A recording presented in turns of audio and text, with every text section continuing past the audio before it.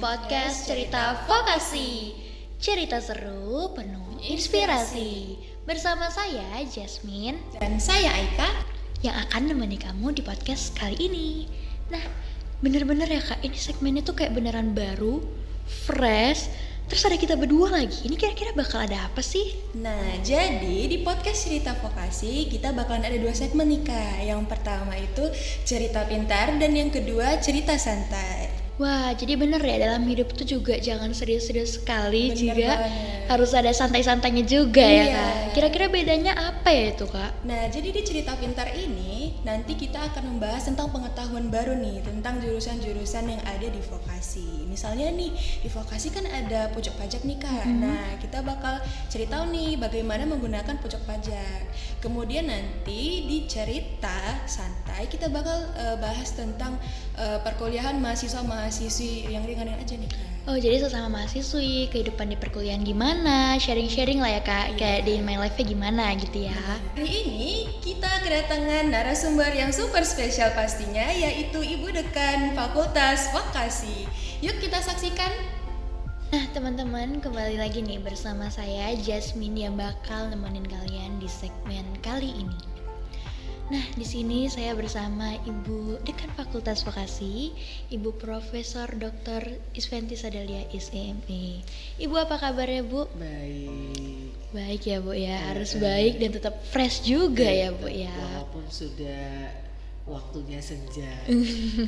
Tapi tetap harus semangat, tetap Iya. sehat, dan buat teman-teman juga Sobat Voksu harus sehat dan semangat juga buat ngikutin segmen kita kali ini Bu. Yes, tetap semangat.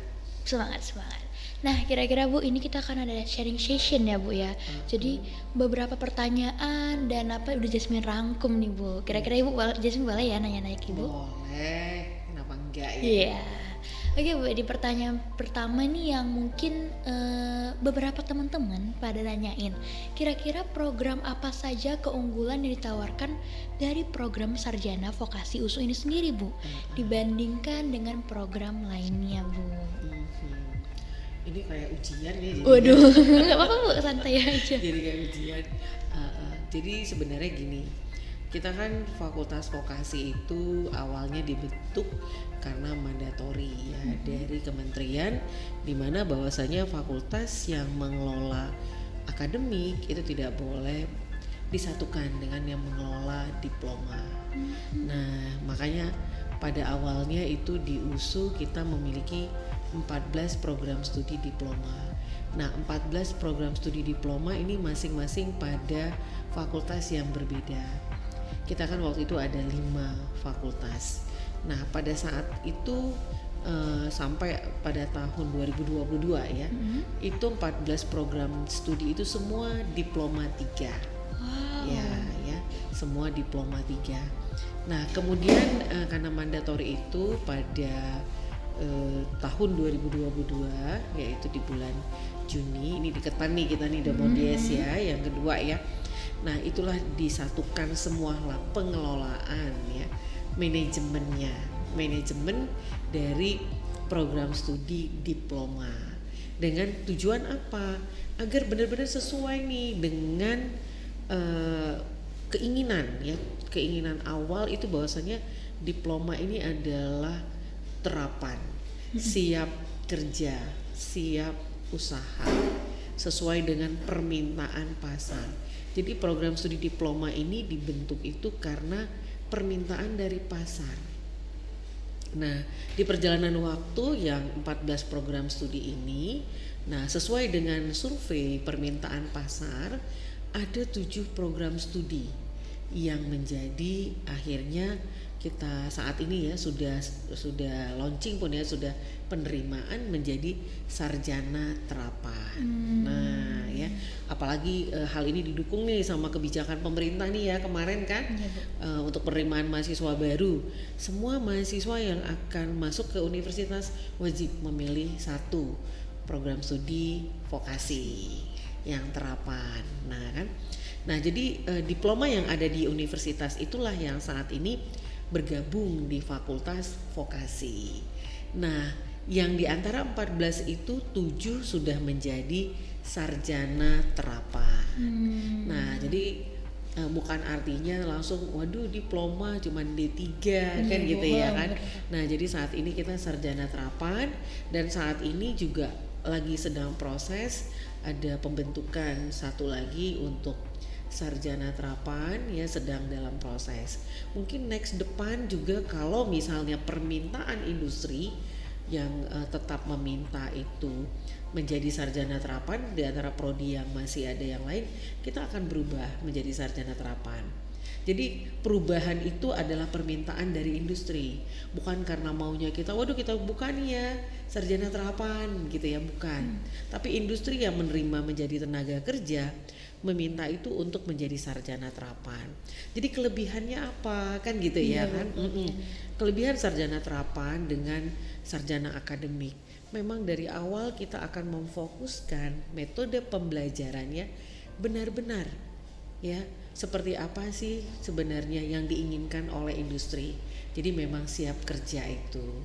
Nah, jadi memang pada saat ini mungkin secara ini ya, secara pengelolaan di dalam belum semua secara totally kita bisa membuat metode pembelajarannya itu benar-benar seperti industri, tapi kita sudah berusaha karena kita kan baru 2 tahun ya. Ini semua pakai proses, jadi kita berharap dengan adanya metode pembelajaran yang sesuai, di mana dia memang harus banyak praktek ya, bagaimana sih di industri itu sebenarnya. Nah, jadi itulah nanti yang akan menjadi modal utama dari para sarjana terapan ini, akan lebih gampang menyesuaikan diri dengan di tempat pekerjaannya. Itulah intinya ya.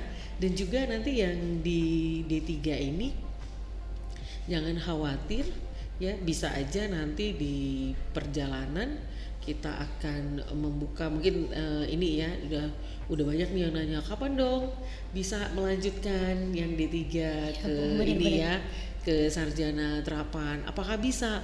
Ya bisa saja. Nanti kita juga sedang proses nih ya, membuat rekognisi pembelajaran lampau. Kita juga nggak mau asal-asalan ya. Nah, kita juga nggak mau asal-asalan untuk hal itu.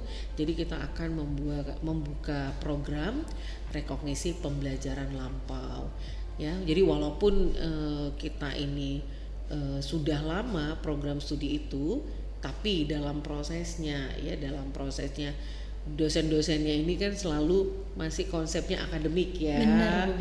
Nah, jadi itu selalu juga diprotes nih, wah apa dong bedanya kan gitu ya kan. Jadi konsep pemikiran akademik inilah yang berubah sedikit demi sedikit, yang bagaimana sih biar adik-adik ini memang siap kerja dan siap usaha. Nah, di samping itu juga sebenarnya kita berharap adik-adik ini juga bisa membedakan bahwasanya saya masuk ke fakultas vokasi ini adalah terapan, saya harus siap kerja, saya harus siap usaha, mentalitinya harus juga siap Dibangun ya Bu ya, mulai Iya. dari kuliah tadi ya. Iya, jadi dia bukan ya seperti inilah. Jasmine udah belajar nih gimana caranya podcast berbicara kan gitu. Ini kan nggak gampang berbicara, untuk mengatur apa yang harus disampaikan itu tidak gampang, dan itu tidak bisa dipelajari satu malam. Benar. Ini pakai proses. Nah, itulah yang diharapkan, memang proses-proses itu terbentuk dengan banyak kegiatan yang dilakukan, paling tidak membangun skill komunikasi itu, bagaimana nanti di tempat pekerjaan dia akan lebih teratur kan gitu ya kan. Karena saya aja nggak usah jauh, nih banyak anak-anak mahasiswa yang udah sarjana tapi ngobrol sama dosennya aku nah Waduh. ya kan nggak Iya pantas sih, Bu. ya.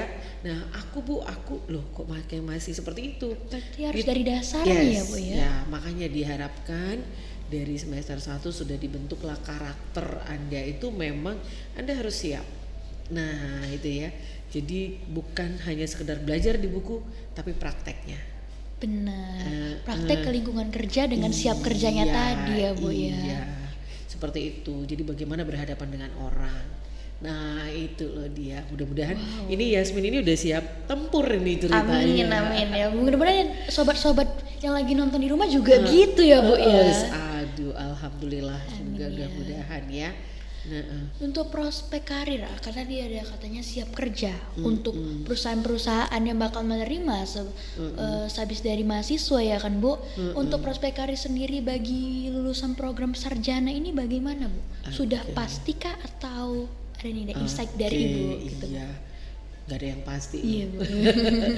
Di dunia ini tidak ada yang kepastian. Yang Benar. pasti itu adalah perubahan, kan Betul, gitu ya berarti kan. usaha ya, Bu? Iya, nah benar. Nah tapi di sini, nah ini tadi Jack, karena kita tadi membuka program studi sarjana terapan ini, base-nya berdasarkan apa? Kan berdasarkan apa? Adalah permintaan dari industri. Jadi waktu kita membukanya ini kita survei dulu nih kepada industri maunya apa? Butuhnya apa nih Iya. di era yang sekarang Betul, gitu ya, butuhnya Bu? apa? Nah, dan mereka kita ajak mengajar, menjadi praktisi mengajar. Nah, otomatis dia akan membentuk juga nih karakter yang para mahasiswa ini, karakternya itu udah dia bentuk. Karena apa? Nanti yang mana yang memang bagus pasti dia akan pakai. Betul. Nah, paling tidak ada berapa persen dari para mahasiswa ini akan direkrut jadi pegawainya. Kenapa? Karena dia sudah tahu dari awal, dia udah lihat ini memang berpotensi untuk menjadi pekerja di perusahaan saya. Nah, itu intinya. Makanya dia di pembelajaran itu kita as a team dengan siapa? Dengan para praktisi. Karena dialah yang akan menggunakan para mahasiswa ini, lulusan ini sebagai pekerja. Jadi itu dia kita harapkan. Nah, jadi awal pembentukannya sudah seperti itu. Nah, jadi kita berharap semoga yang direncanakan dari awal dengan joinnya praktisi, dengan kurikulum yang kita ajak bersama, model pembelajaran yang juga kita diskusikan bersama, outputnya akan sesuai dengan yang kita rencanakan. Amin ya. Itu sih yang sebenarnya secara garis besarnya ya. Semoga dengan sarjana terapannya nanti langsung dia bisa siap kerja. Benar. Nah, Berarti itu. dari mahasiswa sendiri. Jadi selama mahasiswa jangan katanya mahasiswa kupu-kupu ya, Bu ya. Apa itu kupu-kupu butterfly? Kuliah pulang, Bu. Oh zaman itu, sekarang. aduh inilah saya yang agak-agak nggak Jadi update harus tetap ya. aktif ya Bu sebagai Betul, mahasiswa juga ya Bu. benar. Jangan disia-siain teman-teman waktu mahasiswa tuh. Cari aja jatah kegagalannya banyak-banyak ya Bu ya. Betul, banyak sekali peluang, apalagi buat anak vokasi. Benar, ya, Bu. Apalagi dengan program nanti MBKM ya. Nah, yang bisa pergi kemana, ke luar negeri. Kan ada nih yang kakak kelas kalian kan yang baru pulang, bukan pulang nih tanggal 1 ya kalau nggak salah saya, ini akan pulang dari Korea. Nah, dia programnya apa? Program ISMA. Oh, Nah, iya, International Student Mobility. Nah, dia pergi selama 1 semester itu ke Korea. Wow. Nah, kan luar biasa Bener sih, itu. luar Kapan biasa. lagi ada bisa kita hanya 1 semester? Kalau kita kuliah selama 3 tahun di luar itu ya mungkin biasa ya, selama 4 tahun. Tapi ini programnya dari USU dikirim ke sana dan dia mendapat pembelajaran di sana selama 6 bulan dan ini ada peluang ternyata bisa melanjutkan lagi. Wow, Nah, Masya untuk Allah. program yang tingkat lebih di atasnya, wah itu luar biasa kan? Luar biasa. Nah, luar biasa itu dan dikenal untuk dari, jadi orang akan tahu wah ini ternyata dia alumni dari USU. Nah itu, jadi peluang-peluang itu sangat banyak. Peluang itu sangat banyak bagi mahasiswa yang bukan kupu-kupu tadi, kuliah pulang kan gitu ya kan.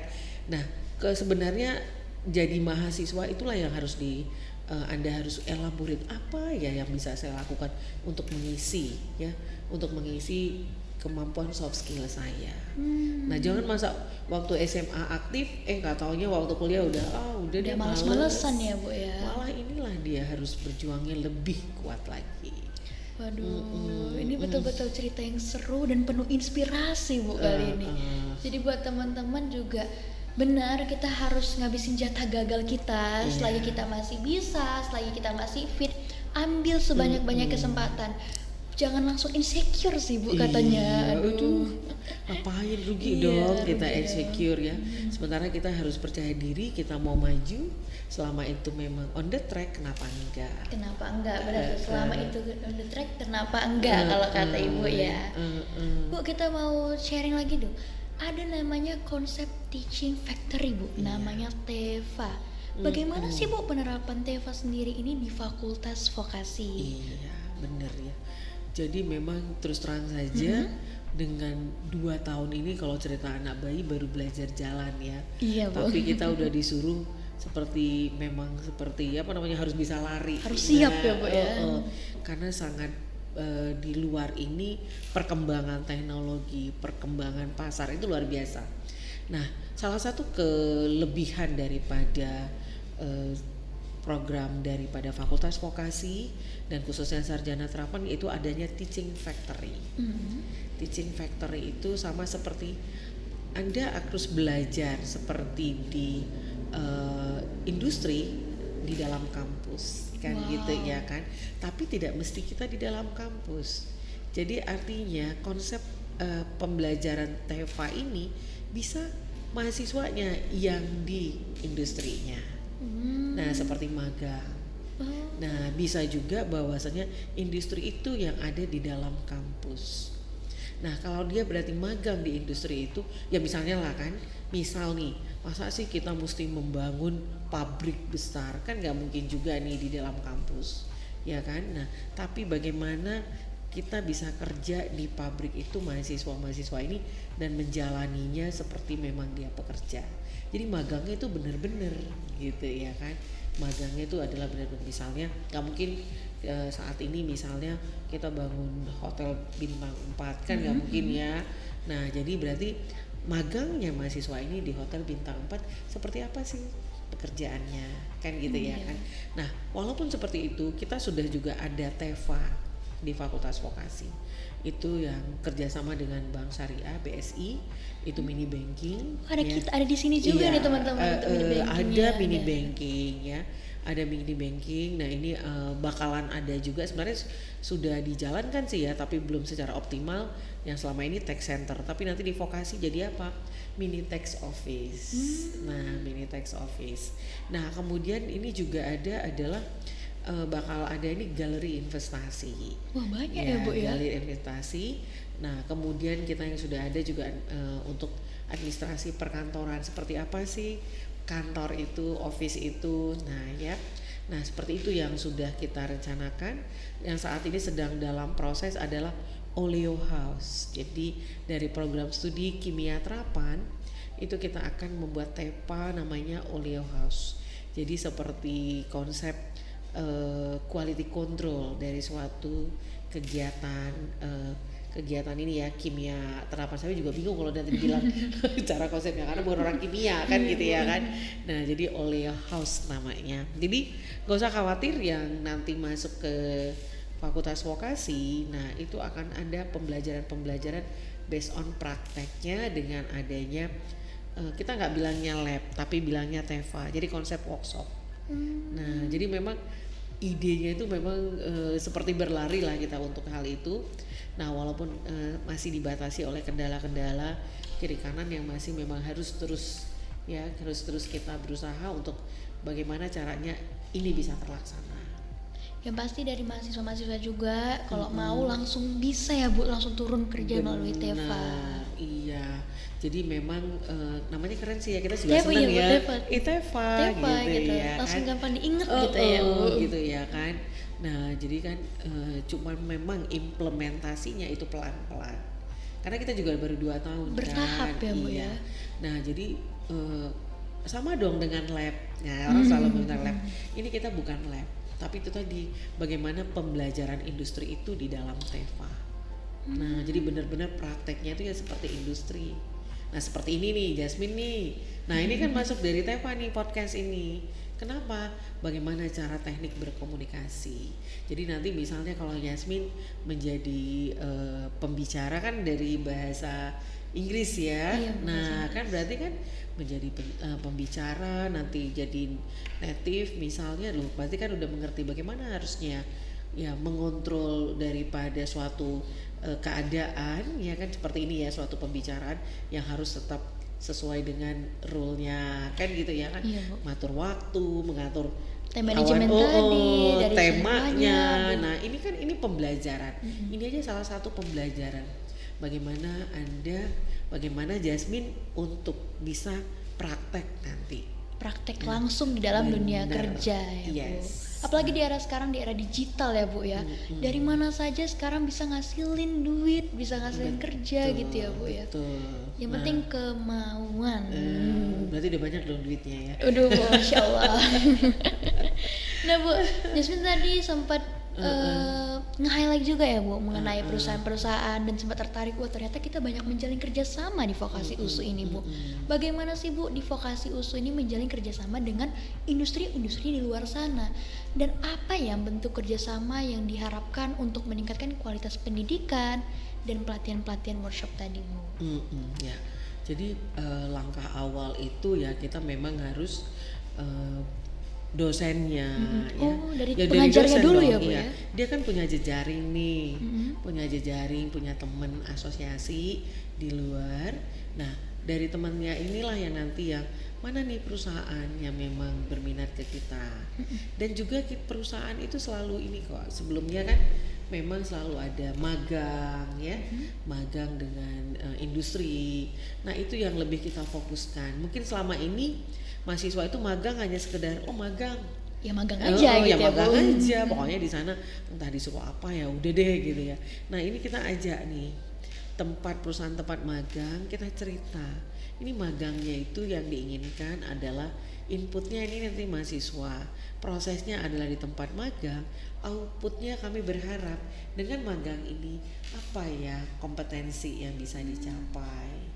Nah kan gitu ya, nanti kita mengajak berdiskusi bersama dengan perusahaan itu. Nah memang di sini ada kelemahan di kita. Kelemahannya itu apa? Perusahaan di Sumatera Utara ini kan tidak terlalu banyak dan masih sedikit yang masih mau berinteraksi dengan dunia pendidikan.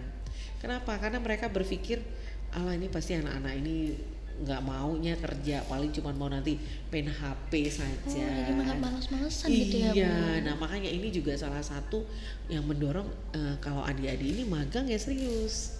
Nah ya gitu, maksudnya ya sesuaikan dong jam masuk kantor, pakaiannya yang rapi. Nah cara berbicara seperti apa, jangan suka lagi kerja juga main HP kan gitu ya kan, atau minta izin sembarang selalu minta izin kan gitu ya kan, maksudnya baru masuk 2 jam izinnya 2 jam keluar ada mau jumpain dosen, ya nggak boleh kan. Harus gitu ada ya. basic manner-nya dulu ya Bu ya. Bener, jadi kalau memang kita magang ya magang. Nah ini perusahaan-perusahaan inilah kita sudah kerjasama memang ya, ini salah satunya BSI, kemudian Mirai Aset ya.